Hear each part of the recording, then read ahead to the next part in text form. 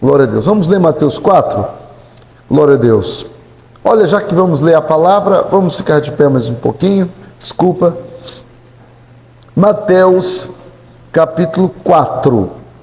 Leiamos. Vamos ler os 11 primeiros versículos, embora meditaremos nos versículos de 1 a 23, a 25, né?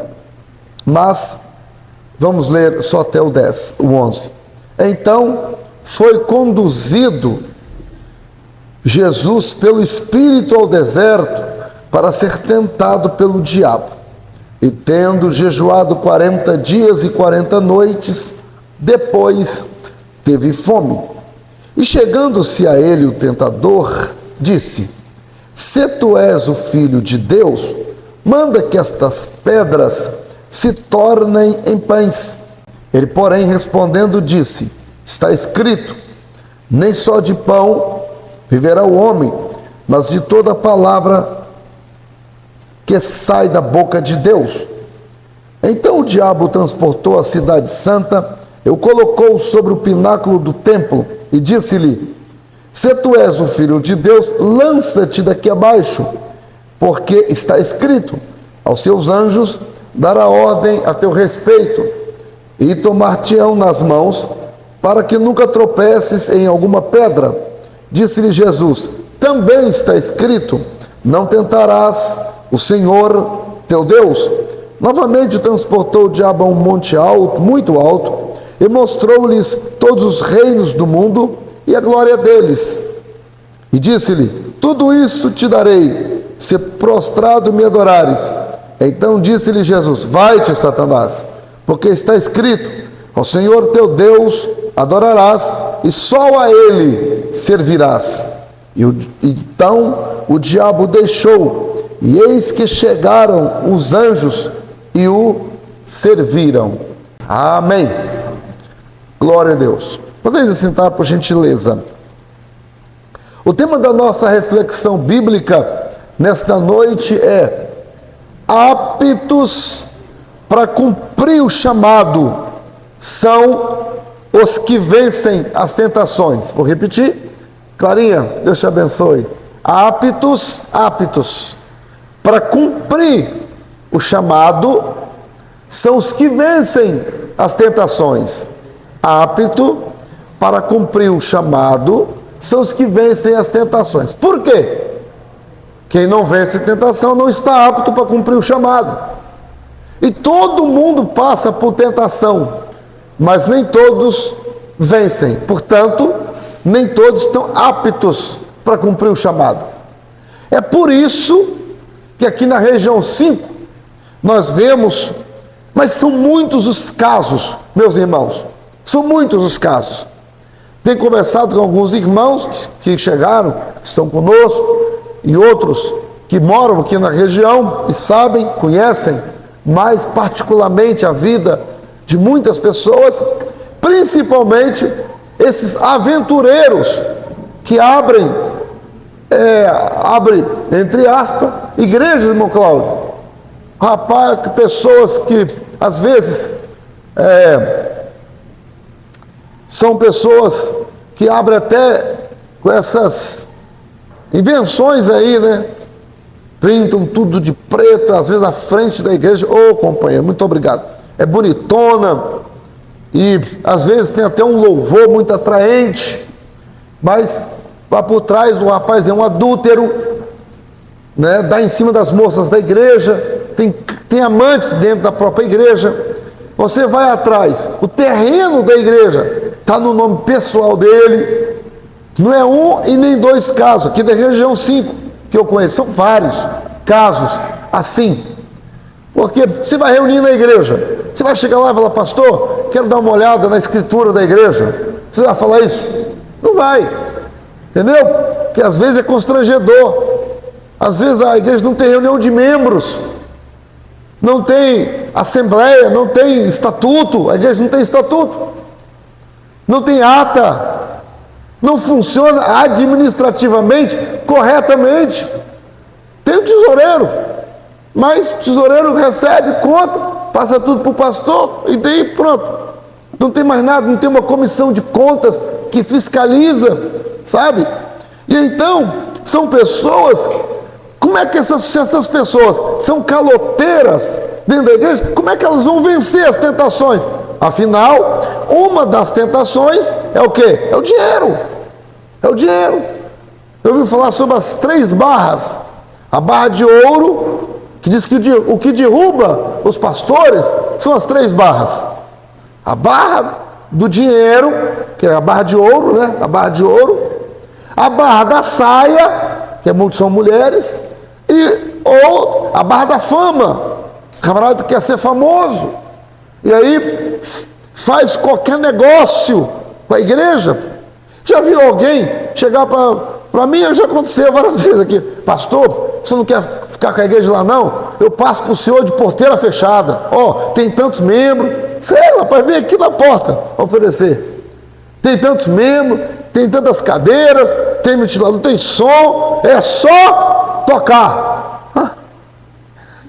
Eu olhei para a cara do camarada assim. Rapaz, você tem certeza do que você está falando? Você errou a porta, né?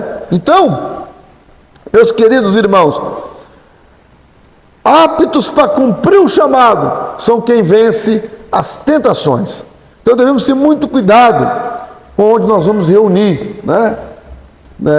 Uma vez por ano, os irmãos sabem, lá na nossa sede é feita a reunião administrativa. É uma reuniãozinha, o presbítero Francisco sempre vai, os demais obreiros, é uma reuniãozinha, o presbítero Zeneu, os irmãos, chata, não é sempre ficar lendo conta, lendo isso, que entrou, que saiu e tal, mas irmãos, é necessária. Além daquela reunião, todos os meses, existe uma comissão chamada Comissão Fiscal. Comissão Fiscal. O presidente dessa comissão, da Comissão Fiscal, é um irmão que trabalhou na parte financeira da Petrobras. Esse irmão, ele está presidindo o conselho já há 2 anos. Conselho Fiscal. Com ele tem mais 6 pessoas. Mais 6 pessoas. O conselho são 7. Por que número ímpar? Para não empatar se houver alguma coisa que tenha. Eles são responsáveis por fiscalizar todas as contas, eles conferem. E são chatos, hein? Volta e meia tem que refazer o relatório financeiro, porque às vezes o número da nota fiscal digitou um número errado, ele entrega, tem que corrigir tudo, eles conferem tudo. Então assim, recibo, aquele recibinho da padaria, não serve, tem que ser cupom fiscal ou nota fiscal. Eles devolvem e se eu não apresentar a nota fiscal ou o cupom fiscal, ou então aquele recibinho, que é o amarelinho que a gente chama, né, que é um próprio, se não for aqueles, eu tenho que botar o dinheiro do meu bolso, sabia? Tem que devolver o valor do meu bolso ali, que eles cobram. Então, é uma igreja que funciona de maneira séria, né? Tem todos os sábados, os irmãos sabem, tem a reunião do ministério,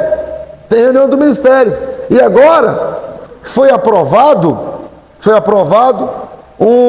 irmão presbítero Jonatas, foi aprovado qualquer obreiro que for recebido tanto na sede como nas congregações, depois de 3 meses congregando, ele vai ser apresentado a essa comissão. Tem uma comissão agora. Uma comissão para receber obreiro.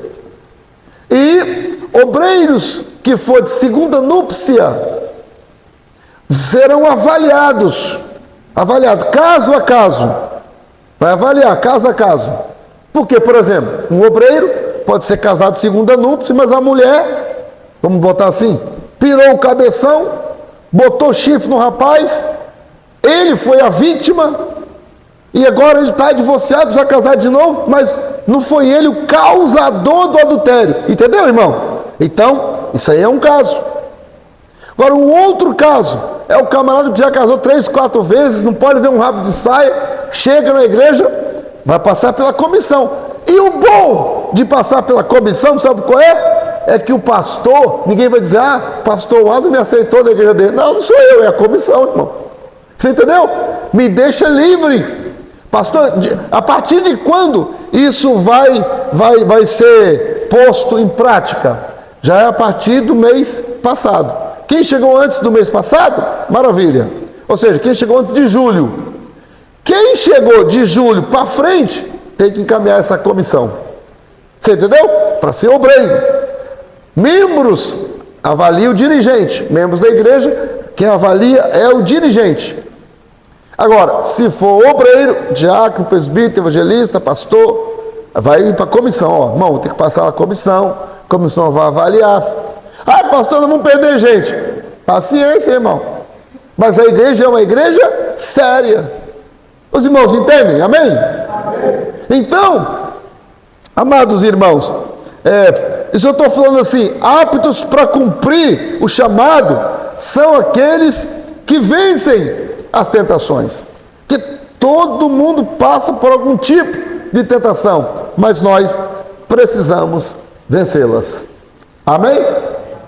Amém. Agora, quem já chegou em outro tempo, pronto, aí já é direito adquirido. Já chegou em outro tempo, agora a gente não pode colocar o irmão para fora, não pode mandar a comissão, claro que não, porque o irmão já chegou em outro regime.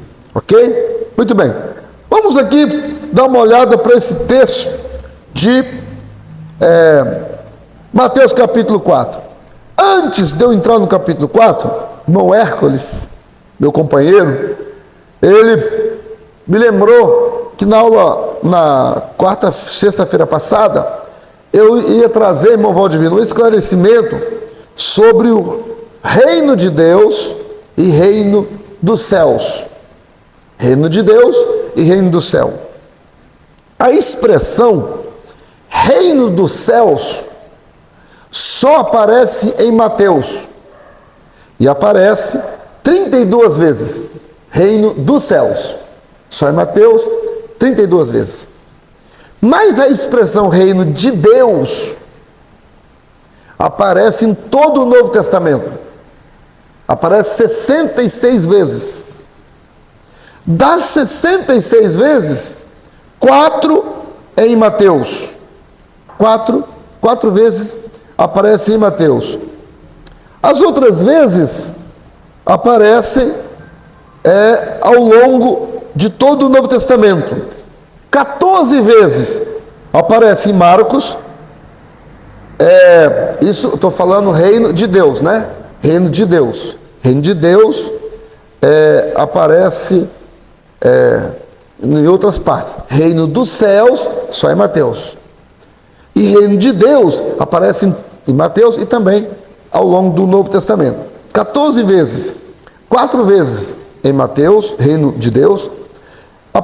Reino de Deus aparece 14 vezes em Marcos. 32 vezes em Lucas. 2 vezes em João. 6 vezes em Atos. 7 vezes nas epístolas paulinas. E pronto. Só aí que aparece essas expressões. Aí somando tudo vai dar 66 vezes. Ok? Mas muito bem. Quando nós lemos, por exemplo, em Mateus, capítulo 19, Mateus, capítulo 19, versículo 23 e 24, aqui em Mateus 19, versículo 23 e 24, aparecem as duas expressões, reino de Deus e reino do céu. Eu vou ler o versículo, Mateus 19, versículos 23 e 24. Pastor, por que você está falando isso? O que isso tem a ver com Mateus 4? Com Mateus 4, não tem nada a ver exatamente, mas tem a ver com todo o livro de Mateus, o Evangelho, porque essa expressão ela aparece muitas vezes em Mateus, tá? Glória a Deus. Então, vamos lá. Mateus 19, versículo 23. Então disse Jesus aos seus discípulos: em verdade vos digo que é difícil entrar um rico no reino dos... E outra vez vos digo, é mais fácil passar um camelo no fundo de uma agulha do que entrar um rico no reino de... Viu?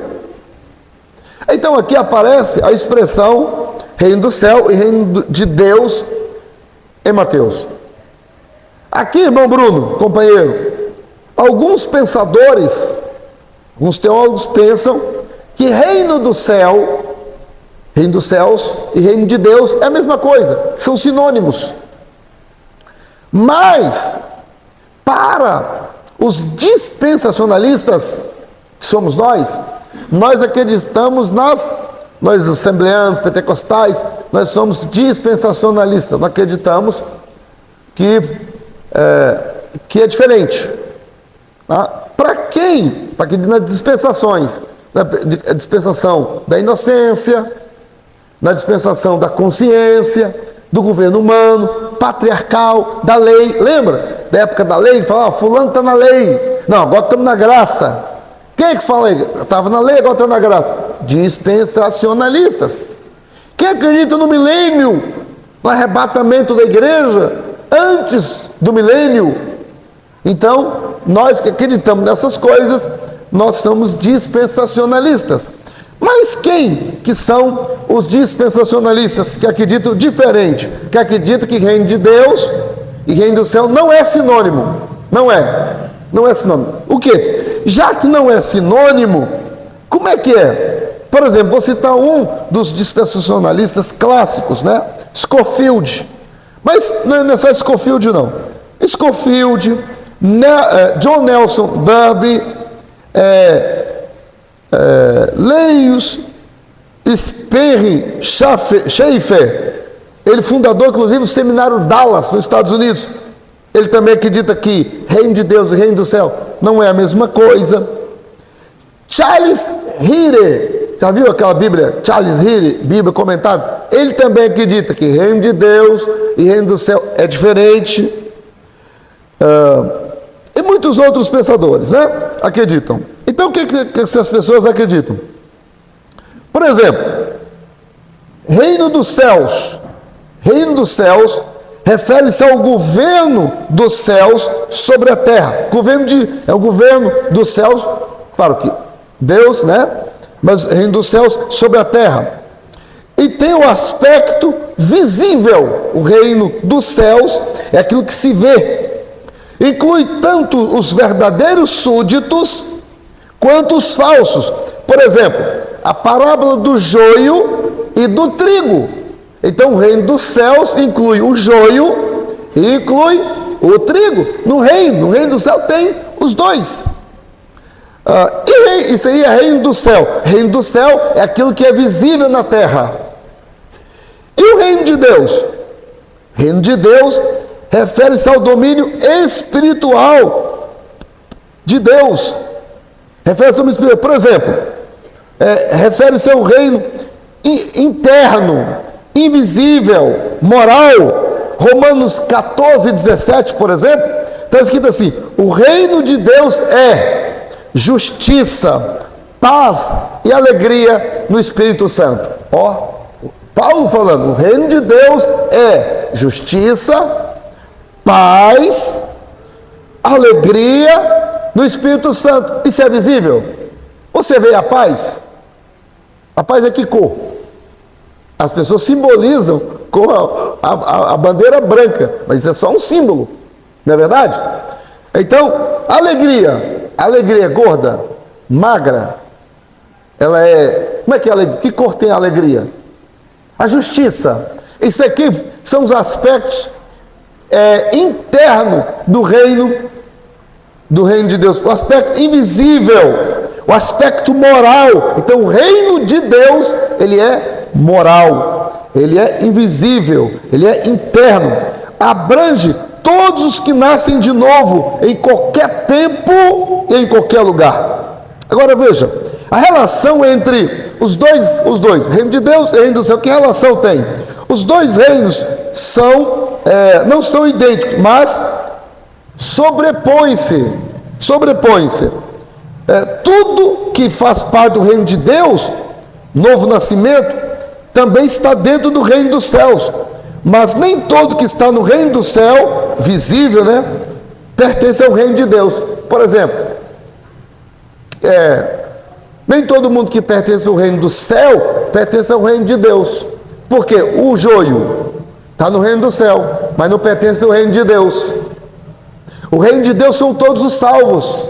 O reino dos céus são todos os que habitam na terra. Aí, o que os dispensacionalistas acreditam? Para a gente concluir, é que o reino dos céus, isso é conhecido numa expressão assim, no já, mas ainda não. Já, mas ainda não. Essa expressão é expressão teológica. Já, mas ainda não. Quem fala, o autor dessa expressão, já ainda não, é um teólogo chamado George Eldon Land. George Eldon Land. Ele acredita que ele que fala isso, já, mas ainda não. Porque o reino de Deus já começou. Quando? Quando Jesus começou a pregar para os discípulos. E aí, quando ele começou a pregar para os discípulos, o que a Bíblia diz em João 1, e versículo 11? Veio para que era seus. Então o reino do céu veio ser implantado para o judeu. Mas como o judeu não recebeu, o reino do céu foi suspenso. E voltará a entrar em ação no milênio. Quando Jesus vier, vai pisar no Monte das Oliveiras, querido irmão Valdivino, como você faz falta. Aí ele vai pisar no Monte das Oliveiras, os judeus vão olhar, meu Deus, foi ele que nós matamos, olha o sinal do escravo na mão dele. Aí os judeus vão se converter, e aí vai entrar para o milênio. Quando entrar para o milênio, aí vai ser o reino dos céus na terra. Aí por isso que já começou o reino de Deus, mas ainda não, ou seja, a plenitude ainda não veio do reino do céu. Mas o reino de Deus está em pleno vigor. São quem? São todos os salvos, são todos que nasceram de novo, pertencem ao reino de Deus, são súditos do reino de Deus, e estão implantando o reino de Deus nos corações, pregando, evangelizando, indo por todas as partes. Quem é que pertence ao reino de Deus? Eu pertenço.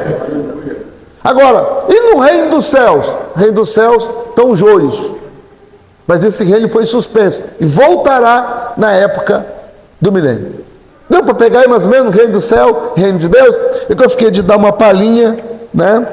Quem depois quiser mais detalhes, pode me pedir que eu passe o estudo para vocês. Ok? Amém. Vamos voltar para Mateus capítulo 4. Mateus 4. Esse negócio de reino do céu, reino de Deus, é mais para os estudiosos, né? Às vezes, na igreja quase não se fala sobre isso, porque é um assunto mais teológico. Ok. Mateus 4, voltemos ao tema, querido presbítero João Bosco. Aptos para cumprir o chamado são os que vencem a tentação. Aptos para cumprir o chamado são os que vencem as tentações. Como posso estar apto para cumprir o ministério e vencer as tentações? Como? Como é que eu posso fazer isso? Em primeiro lugar, eu preciso entender os dois ângulos do versículo 1 de Mateus 4. Aí, Breno, pode abrir Mateus 4, sua Bíblia, está assim, Então, quais são os dois ângulos do versículo 1 de Mateus 4? Então foi conduzido pelo Espírito ao deserto para ser tentado pelo diabo. Primeiro ângulo, Jesus não foi levado pelo diabo para ser tentado. O diabo não ficou guiando Jesus para lá e para cá. Não. O primeiro ângulo é que quem conduziu Jesus foi o Espírito Santo. O Espírito Santo guiou, aqui versículo 1. Então Jesus foi conduzido pelo Espírito de Deus. Entendeu, João Vitor? O Espírito Santo é que guiou. E quando o Espírito Santo guia, não guia a pessoa para ser tentado, e sim para ser provado. Nesse sentido, Aqui a palavra tentado é a palavra peirasmo no grego. Peirasmo ela é usada tanto para tentação como para provação. E qual é a diferença? É que Deus não tenta ninguém, diz Tiago, capítulo 1, versículo 13. Deus não tenta. Então, o Espírito Santo não tentou, mas o Espírito Santo conduziu Jesus para passar nas provas. O diabo ia tentá-lo. Então, para o diabo, no ângulo do diabo, o diabo estava tentando Jesus.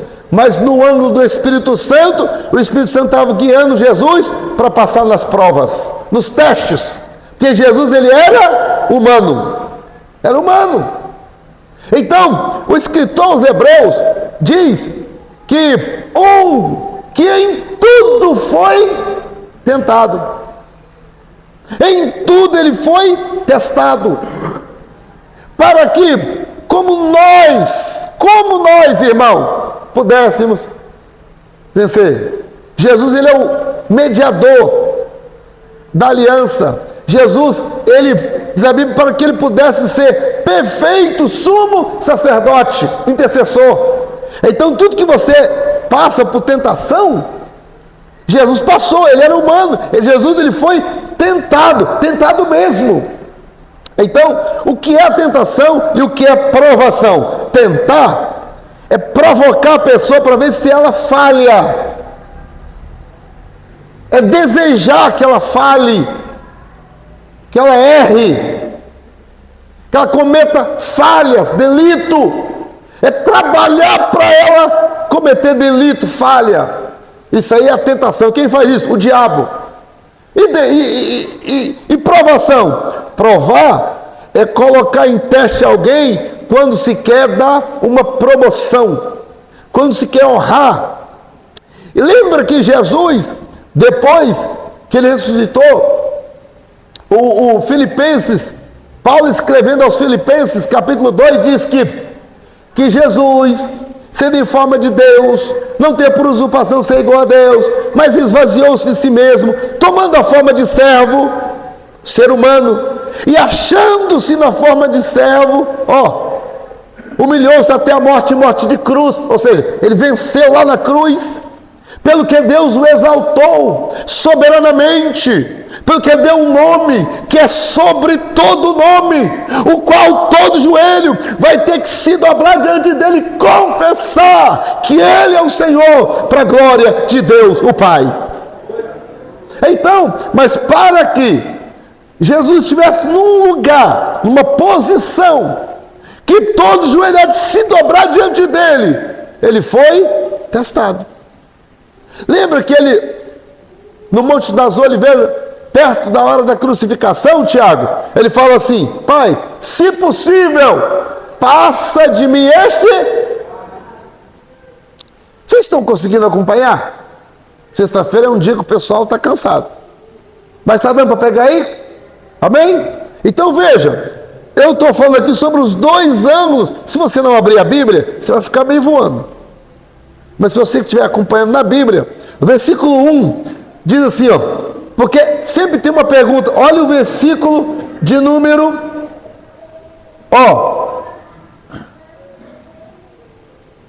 olha o versículo, só para você ter ideia, versículo 5.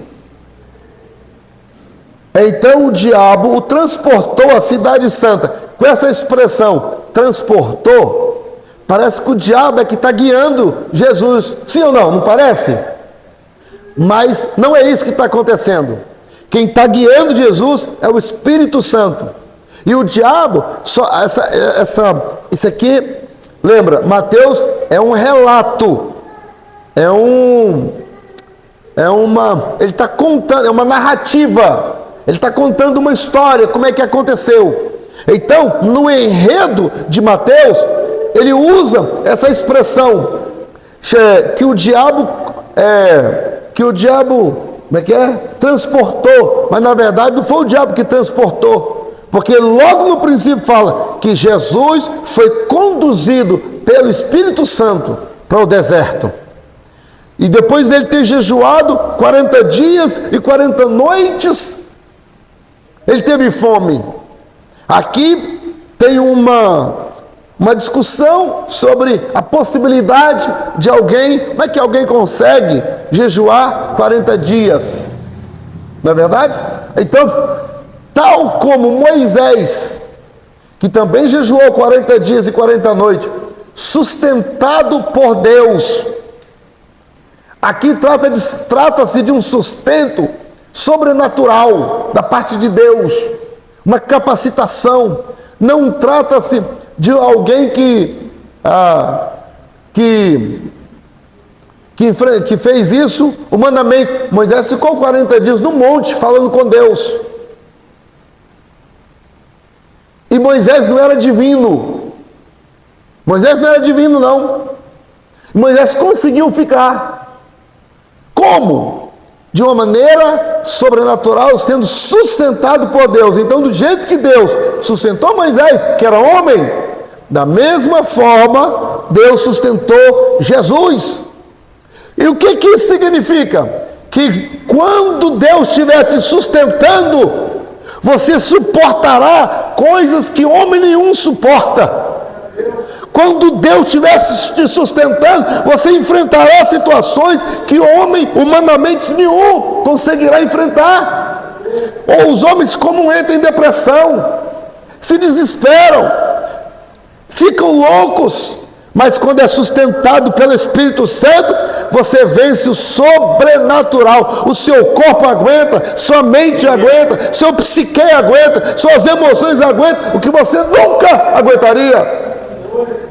Por isso que tem ímpio que se desespera, por isso que tem ímpio que pula da ponte. Mas o salvo em Jesus, que é cheio do Espírito Santo, que quem guia ele é o Espírito Santo, ele aguenta. Por isso que a gente incentiva as pessoas a vir para a oração, a vir para o culto de doutrina. Por quê? Porque há momento que só Deus para nos sustentar. Pegou aí? Então, esses são os 2 anos aí, para que alguém possa cumprir o ministério e ser apto, né, para vencer as tentações, ou apto para o ministério vencer as tentações. Precisa entender esses 2 ângulos. É o Espírito Santo que nos guia. E Deus não nos tenta, mas o diabo nos tenta. Mas a gente vence pelo poder do nome de Jesus. Segundo lugar, conhecer as 3 facetas, as 3 áreas da tentação. Nesse texto, do versículo 1 ao 11, o de Jesus é tentado em 3 áreas. 3 áreas. Primeira área, Jesus é tentado na área do prazer, da vontade e do desejo. Prazer, vontade e desejo. Nessa área aí. Por quê? Versículo 2. Dos versículos 2 a 4. E tendo jejuado 40 dias e 40 noites, teve fome. E chegando o tentador disse: se tu és o Filho de Deus, manda que essas pedras se transformem em pães. Ele, porém, respondendo, disse: está escrito, nem só de pão viverá o homem. Então, note aqui, o diabo, ao estudar esse texto, ele veio com toda a fúria dos infernos. E ele bateu o pé, ele não foi guardando as cartas, as piores, assim, botou uma mais leve, depois botou uma média e depois entrou com uma pesada. Não, ele foi o contrário. Ele já entrou com a mais pesada. O diabo viu que Jesus estava com fome, 40 dias sem comer, ele percebeu. E agora ele vem quebrando tudo. Quando o diabo parte para cima de um salvo, de um crente, irmã Valentina, ele vem com tudo. Mas há poder no nome de Jesus. Então ele vem com a área, tentar Jesus, a área do prazer, porque comer dá prazer. Dá ou não dá prazer? Quando alguém está com fome, dá prazer, sim senhor. Depois, qual é a outra área? Da vontade. Ele teve vontade de comer, teve desejo de comer, estava faminto. Então essas 3 áreas o diabo tenta.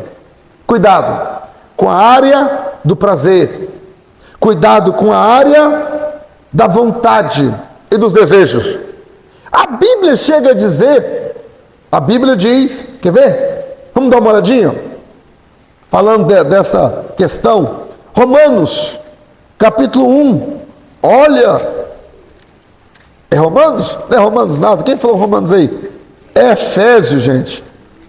Efésios, capítulo 2. Efésios, capítulo 2.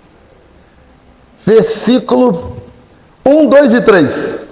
Efésios 2, 1, 2, 3. E ele, Jesus, nos vivificou, vos vivificou, estando vós mortos em vossos pecados, ofensas e pecados, em que no outro tempo andastes, segundo o curso deste mundo, segundo o príncipe da potestade do ar, que agora opera nos filhos da desobediência. Agora o 3, entre os quais também todos nós andávamos no desejo, viu o desejo aí? No desejo da nossa carne, fazendo a vontade da carne e dos pensamentos, e éramos por natureza filhos da ira, como também os demais. Você notou aí que vontade e desejo estão no mesmo patamar? Viu?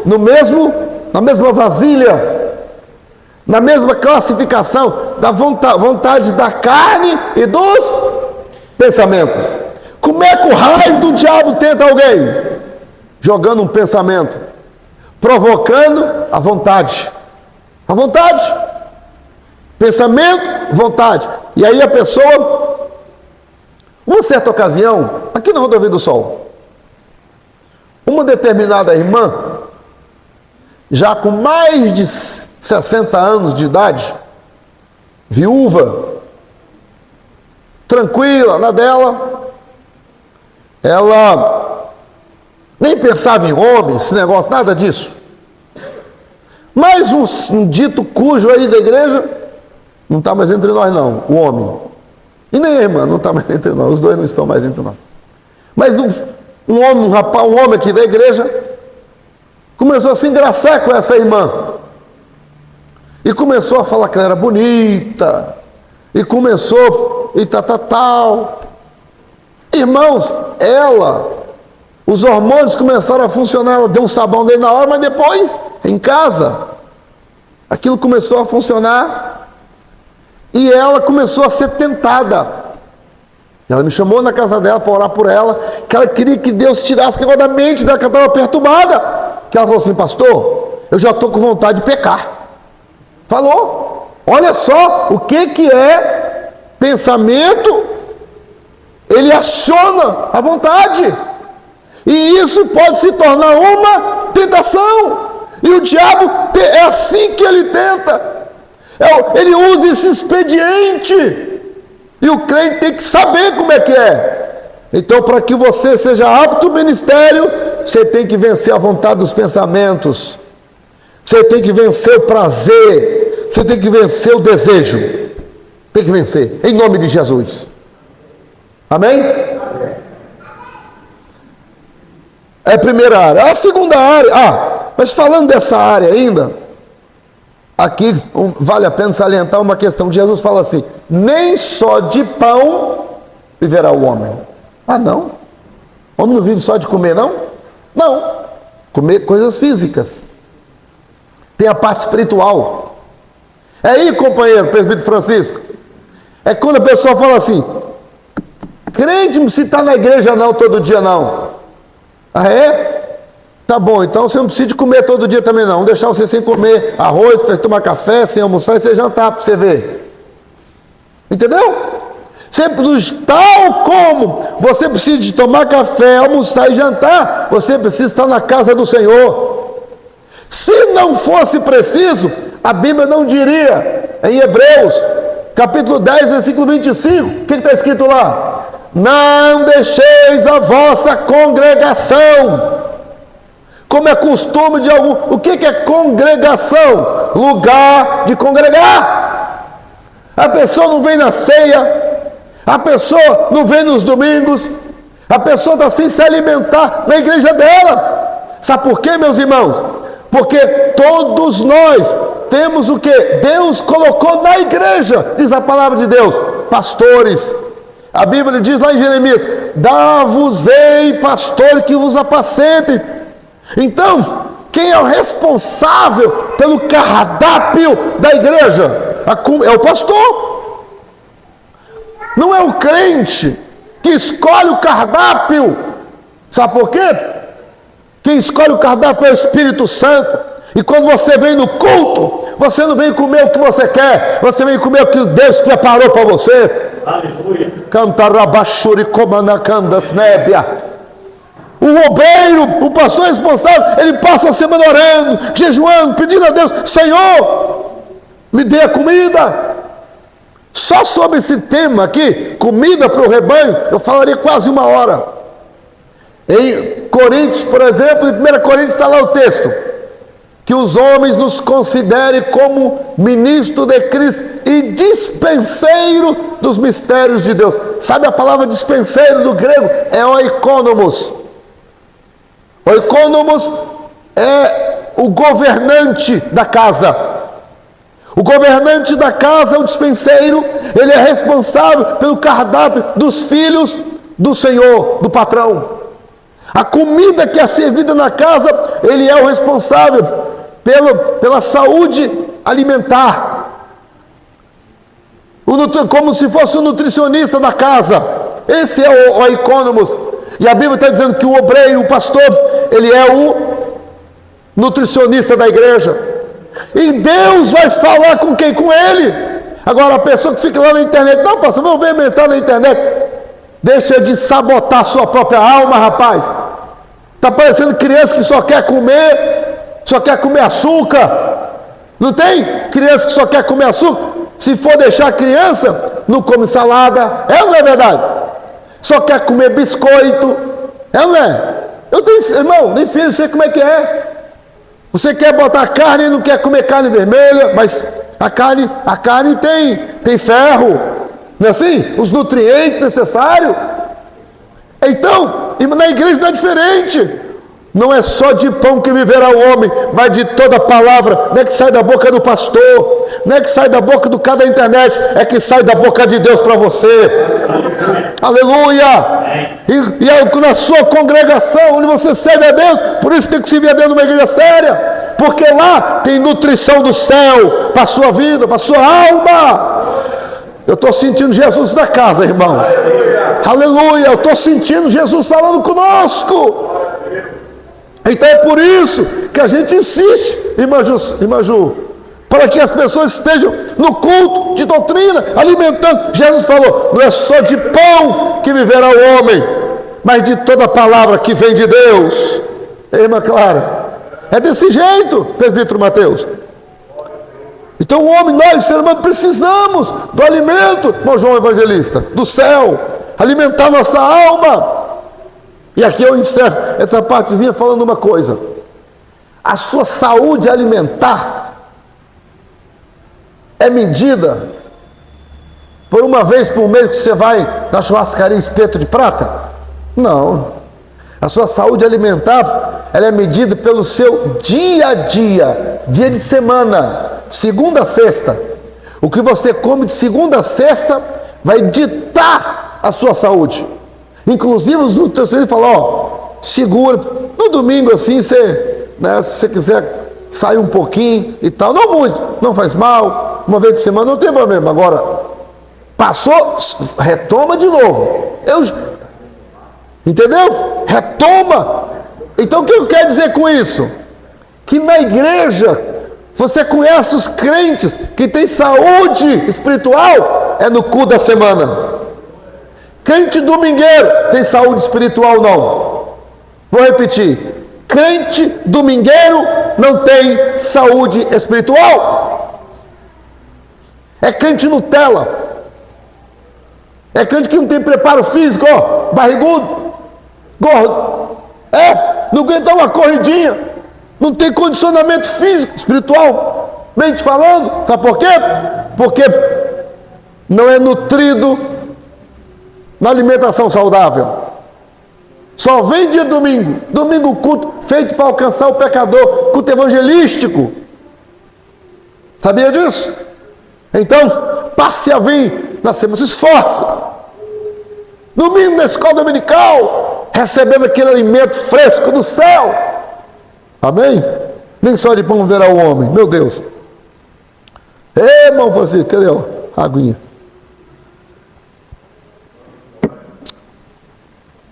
Outra faceta. Primeira faceta, prazer, vontade, desejo. Segunda faceta da tentação, versículos 5 a 7. É a área do ego, das emoções.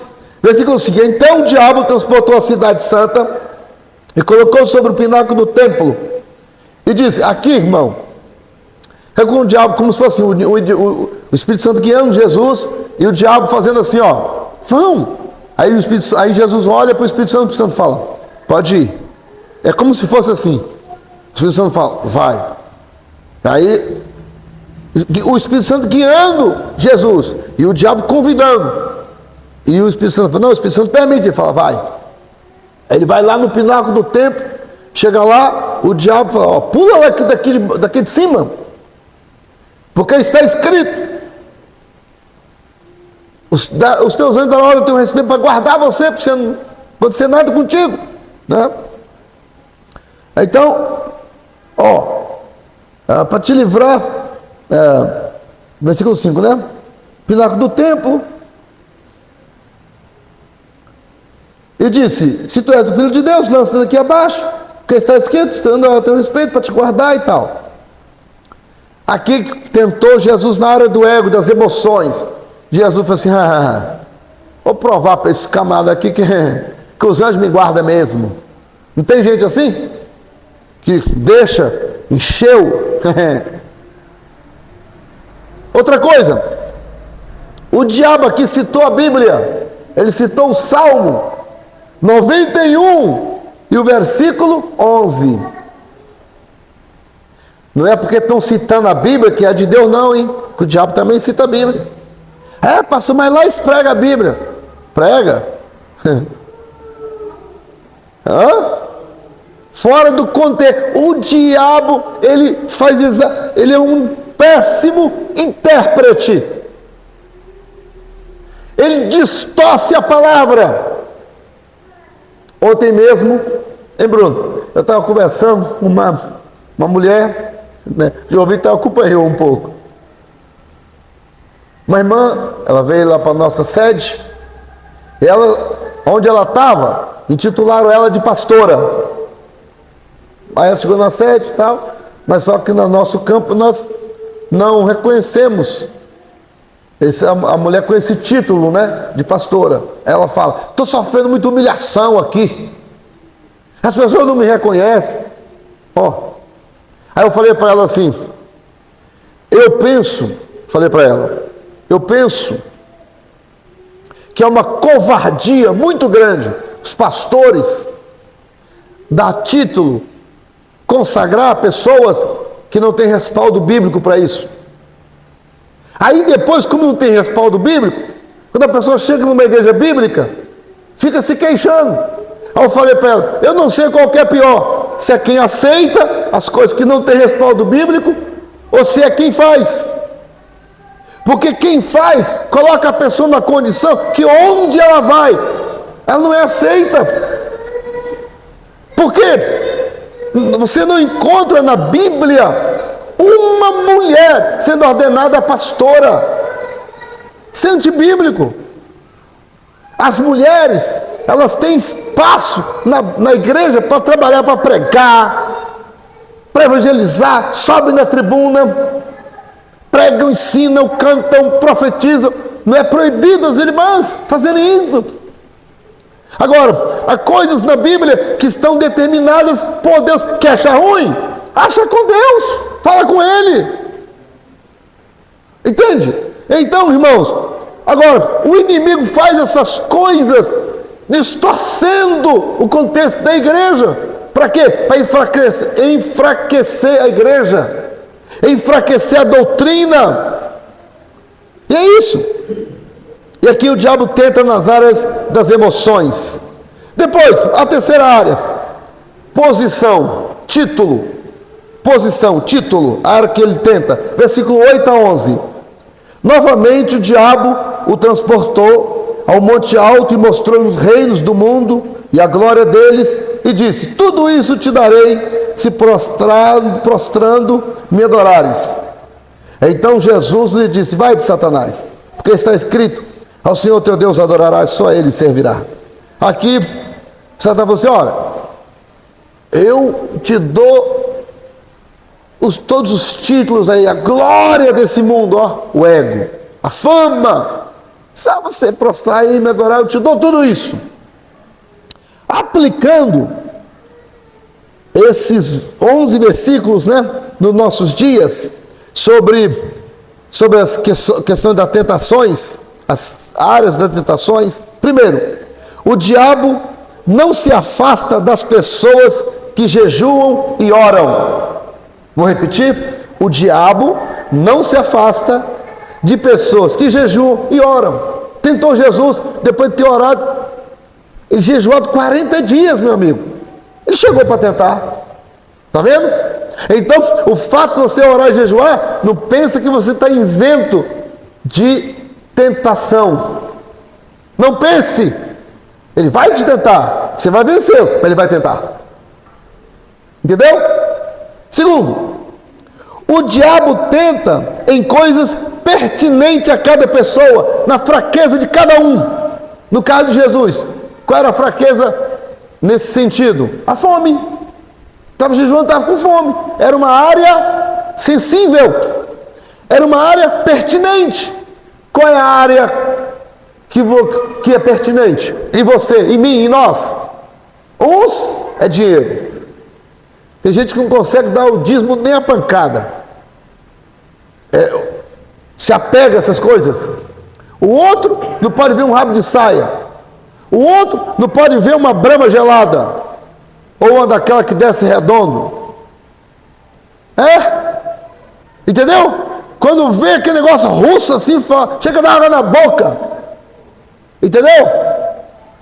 Então, qual é a área? Saiba que o diabo não brinca. Ele vai te tentar numa área pertinente. Área pertinente. Depois, terceiro lugar, o diabo questiona Deus. Versículos 6 e 7, ó. Se tu és o filho de Deus, lança-te daqui abaixo, porque está escrito: Deus vai mandar os anjos para te guardar. Aí, o que ele está fazendo? Questionando se Deus vai guardar mesmo. Questionando se Jesus é o Filho de Deus mesmo. Então, o inimigo questiona as coisas de Deus. Será que esse negócio de céu existe mesmo? Será que esse negócio de salvação existe mesmo? Será que Jesus vai voltar mesmo? Não sei se vai voltar ou se não. Será que quando a Bíblia fala que a coisa vai ficar feia, será que vai mesmo? Entendeu? Será que o pecado assim é tão ruim assim? Mas parece que o pecado é tão bom. Tem gente assim que duvida das consequências do pecado. Isso é ação de Satanás. Aonde? Na mente, nas vontades do ser humano. Questiona. Depois, quarto lugar, o inimigo sugestiona. Ele bota a bandeja. E onde que o inimigo dá sugestão? Em várias ocasiões. Já que você é o Filho de Deus, transforma essas pedras em pães. Sugestão. Pula daqui de cima. Sugestão. Por que você não possa ir só um pouquinho, que me adora e tal, e eu vou te dar? O que é isso? Sugestão. O infeliz do diabo, ele tem sugestão. Qual é o nome da sugestão? Bandeja. Ele vem com a bandeja preparada. Ele prepara a bandeja para derrubar. Ele derruba velho, sabia? Ele derruba média idade. Ele derruba pastor. Ele derruba a mulher do ciclo de oração. Derruba. Só não derruba se você não der lugar. Em nome de Jesus. Mas ele sugestiona. Infeliz, rapaz. Ele sugestiona. Ele usa a Bíblia interpretando mal. Depois, Ele provoca a exibição. Hein? Transforma aí, ó. Ele provoca exibição. Em último lugar, o diabo é estelionatário. Estelionatário. O que é isso? Promete o que não pode dar. Passou onde é que está? Onde isso aí? Está aqui que ele fala assim: olha o reino aí desse mundo, tudo é meu. Eu tudo te darei. Quem falou que o diabo tem alguma coisa? Tem nada. Por quê? A Bíblia diz: os céus são os altos céus do Senhor, a terra Ele deu aos filhos dos homens. O diabo não tem nada. É um pobretão metido a rico, que fica prometendo que não pode dar, querendo comprar a alma das pessoas, sendo que não tem condição de comprar. Quem teve condição e comprou foi o nosso Salvador Jesus Cristo. Quem comprou a mim, comprou você também. O seu sangue puro derramado na cruz. Aleluia! Oh glória! Aleluia! Bendito seja o nome de Jesus. A ponto do Isaías 53 diz assim: que o Senhor viu o fruto do seu trabalho e ficou satisfeito. Jesus trabalhou para me comprar e para te comprar também. E com seu sangue Ele nos resgatou da nossa nova maneira de viver. Você pode dar glória a Jesus que Ele te comprou? Aleluia! Agora, irmãos, existe uma estratégia divina do Espírito Santo para dar a cada um de nós, para cumprir o ministério. Agora que você aprendeu como é que a gente precisa vencer a tentação dessas três áreas: a área da vontade, do prazer, depois a área do ego e de posição. Tem muito cuidado com isso. E depois, agora em terceiro lugar, o correr. Deus nos dá estratégia. Versículo 12. Jesus, porém, ouvindo que João estava preso, voltou para Galiléia. Essa expressão voltou, ela aparece 14 vezes no Novo Testamento. Das 14 vezes, 10 aparece só em Mateus. É a palavra grega anakiborel. Anakiborel é a palavra grega voltar, mas traduzindo indica voltar, abrigar-se. Jesus volta e abriga na Galileia. A palavra Galileia, ela vem do hebraico, que significa círculo. Aqui é a Galileia do gentio, estava circulada de pessoas que precisavam da redenção, e Jesus, ele volta, e Jesus abriga-se na Galileia pelo Espírito Santo. Para quê? Porque esse povo precisava ver a luz do Evangelho. Ali ele começa a pregar, ali ele começa a anunciar o Evangelho, e as pessoas se arrependem e se convertem, multidões. Jesus se abriga na Galileia, Galileia dos gentios. Muito bem. Então o Espírito Santo dá estratégia. Onde você tem que ficar, onde você tem que servir. Por quê? Porque Deus tem um ministério para você cumprir, e ninguém cumpre fora de onde Deus faz você voltar. Faz você voltar, né? Muito bem.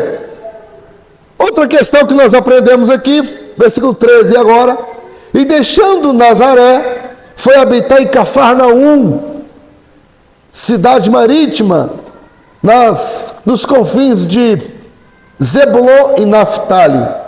Cafarnaum, essa cidade, Cafarnaum, significa, ou melhor, Cafarnaum é uma cidade que fica na beira do rio ou do mar da Galileia. Se atravessa, de um lado está Cafarnaum, do outro lado está Gadara, terra de Gadara. ali no mar da Galileia. Aqui, em Isaías 9, versículo 1 e 2, registra uma profecia. Aqui, vou continuar lendo o texto, tá bom? Vou continuar lendo o texto, versículo 13 até o 16, olha. Deixando Nazaré, foi habitar em Cafarnaum, cidade marítima, dos confins de Zebulon e Naftali, para que se cumprisse o que foi dito pelo profeta Isaías, que diz, Isaías 9, eu falei, versículo 1 e 2, terra de Zebulon e terra de Naftali, junto do caminho do mar, além do Jordão, a Galileia das nações, Galileia das nações, o povo que estava sentado em trevas, viu uma grande luz, e aos que estavam sentados na região da sombra da morte, a luz raiou. Então, aqui, o ministério se cumpre com base bíblica. Tem que ter base bíblica para cumprir o ministério. Porque Jesus começou pregando, começou seu ministério aonde? Onde a profecia dizia que ele tinha que estar. Então significa, para eu cumprir o ministério, tem que ter base bíblica. Jesus teve base bíblica para cumprir o seu ministério. E por que a gente acha que está cumprindo o ministério sem ter base bíblica? Entende? Tem que ter base bíblica para isso. E aqui eu cito algumas questões relacionadas à base bíblica. Por exemplo, tem gente que pensa que está louvando a Deus com uma vida em pecado, que Deus está recebendo. Não tem base bíblica para isso, rapaz. A nossa vida tem que estar fundamentada na palavra. Sabe por quê? O culto é para quem? É para Deus. Alguém fala assim, Júlio, você já viu alguém falar assim, não gostei do culto hoje? Já viu alguém falar isso? Meu irmão, quem tem que gostar é você ou é Deus? Porque o culto foi para você?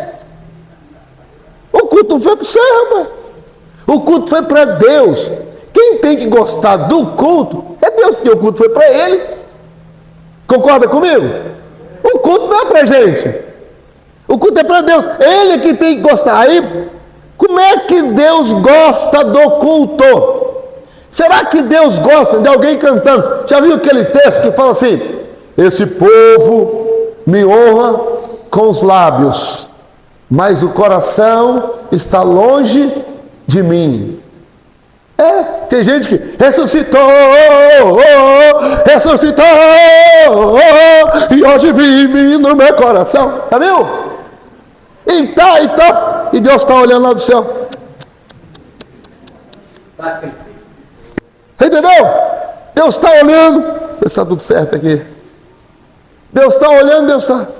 Esse povo me honra com os lábios, mas o coração, sem a santificação, ninguém verá o Senhor. Sem a santidade, o louvor não sobe. No Antigo Testamento, quando fazia o sacrifício, irmã Lia, a fumaça tinha que subir. Se a fumaça andasse por assim, não subisse, significa Deus não recebeu. Hoje, não é fácil, porque não tem fumaça. Eu tenho fumaça para subir, a não ser essas igrejas church aí, né, que eles botam fumaça, luz e tal, parece mais um show de rock. Né? Mas a fumaça, não sei se a fumaça sobe. Acho que fica por ali mesmo. Eu já fui pregar em lugar que tinha fumaça. Rapaz, eu não vi as pessoas, não, sabia? Eu não vi, só tava. Tem uma maquininha de fumaça. Aí, irmão Carlos, soltava aquela fumaça e eu não via nem as pessoas, eu procurando as pessoas. Ficava tudo apagado assim, ficava uma luz só em mim. Parecia que eu era o centro das atenções. Ao passo que no culto, quem é o centro das atenções, gente? É Jesus. O culto é para Ele. A Ele a honra, a Ele a glória, a Ele o louvor. Então, tem que ter base bíblica. Tem que estar fundamentado na palavra. Ok, Jesus aqui começou seu ministério falando, olha, isso aconteceu para que se cumprisse o que está escrito. Significa, tem que ter base na palavra. Outra coisa, alguém fala assim, mas Eu não concordo. Então você quer perder tempo? Porque veja, as coisas, irmãos, aqui na igreja, o dono da igreja, irmã Carla, é Jesus. A igreja é dele. Nós vamos para o céu que ele preparou. Então, se a gente fizer coisa que não agrada a ele, quando chegar, se chegar lá, como é que vai ficar? Porque tudo é para ele, irmão Breno. Tem coisa que a gente não entende, mas fazer o quê? Está na palavra, vamos cumprir, rapaz. Amém? Vamos andar aqui. Em quinto lugar, para cumprir o ministério, para estar apto para cumprir o ministério, vencer as tentações, precisa de ter um direcionamento do Espírito Santo, precisa ter base na palavra. Depois, cumprir o ministério é levar as pessoas a seguir Jesus. Versículo 17. Desde então, começou Jesus a pregar e a dizer: arrependei-vos, é chegado o reino dos céus. Olha o 18. E Jesus, andando junto ao mar da Galileia, viu dois irmãos, Simão, chamado Pedro, e André, os quais lançavam as redes ao mar, porque eram pescadores. E disse-lhe: vinde após mim, e eu vos farei pescadores de homens. Quem faz o obreiro é Jesus. Eu já vi pastores falar: vou fazer de fulano um pastor. Poderoso, hein? Você vai fazer de fulano um pastor. Faz mesmo, irmão, sabe? Ensina a pessoa a pregar, ensina a dar aula na escola dominical, dá carteirinha, e a pessoa torna-se um pastor pelo homem. Lá no céu, quando o Senhor olha no livrão lá, no livro de Deus, não consta a pessoa como pastor. Aí qual o problema disso? Batismo que a pessoa faz lá no céu é nulo, porque Deus não foi levantado por Deus. Casamento que a pessoa faz é nulo, não foi Deus. Sabe por quê? Jesus falou aqui, ó: está aqui, ó: eu vos farei pescadores de homens. Então, cumprir o ministério é levar as pessoas a seguir a Cristo. Quando elas estão seguindo a Cristo, quem segue a Cristo é o quê? Um discípulo. Discípulo de Cristo. Quando alguém segue a Cristo, aí sim, está seguindo a Jesus. Dentre aqueles que seguem, o Senhor chama alguns para o ministério. Posso mostrar na Bíblia? Não é todo mundo que está seguindo aqui que ele vai chamar para ser pastor, para ser presbítero, para ser evangelista, para ser mestre. Não. Quer ver? Atos, capítulo 13. Atos, capítulo 13. Eu estou empolgado, irmão João. Eu queria que tivesse aqui agora mais umas 2 horas. Atos 13, versículo 1. Na igreja que estava em Antioquia, havia alguns doutores, a saber, Barnabé, Simeão, chamado Níger, Lúcio, Cirineu, Manaém, foram criados com Herodes, Tetraque e Saulo. Servindo eles ao Senhor e jejuando, disse o Espírito Santo: apartai-me todo mundo aí para a obra. Foi assim? Não. Apartai-me a Barnabé e a Saulo para a obra que eu os tenho. Significa que Deus não ia chamar os outros para outra coisa? Não. Só que naquele dia, para aquela obra, Deus chamou aqueles dois. Se os outros continuassem, Deus ia chamá-los para outras coisas. Porque se todo mundo for pastor, quem vai ser as ovelhas? Se todo mundo for ensinador, quem vai ser evangelista? Se todo mundo for evangelista, quem serão os pastores? Entendeu? Então, Deus chama quem está seguindo a Cristo, quem é discípulo. E Jesus falou: eu vos farei. Quem faz o verdadeiro obreiro é Jesus. Quando está seguindo a Ele, Ele chama. Pegou aí? Cumprir o ministério é deixar. Para cumprir o ministério, não tem como você cumprir sem renúncia, sem deixar. Versículo 20. Então eles, deixando logo as redes, seguiram-no. E, adiantando-se dali, viu outros 2 irmãos, Tiago, filho de Zebedeu, e João, seu irmão, num barco com Zebedeu, seu pai, consertando as redes. Outra coisa, chamou-os. Deus não chama ninguém desocupado. Desculpa a expressão, tá? Deus não chama ninguém para ser obrando a sua obra, o camarada que é vagabundo, não gosta de trabalhar, preguiçoso, não, irresponsável. Deus não chama. Deus chama quem trabalha, quem te acorda cedo, quem, entende, irmão? É isso aí. Então, ó, e eles, chamou-os, né? Versículo 22 agora. E eles, deixando, quando aposentar o barco de seu pai, seguiu a Jesus. É isso aí? Não. E eles deixando imediatamente o barco do seu pai.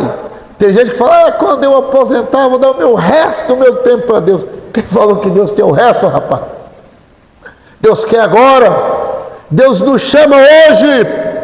E diz aqui que eles deixando imediatamente. Ninguém cumpre ministério sem renúncia.